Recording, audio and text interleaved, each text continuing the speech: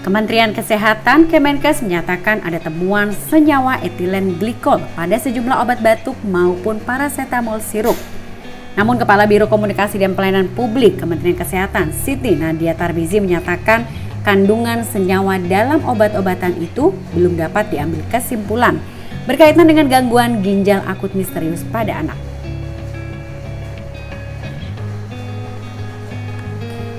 Ethylene glycol merupakan senyawa kimia yang ditemukan pada 4 produk obat batuk produksi Maiden Pharmaceutical Limited India.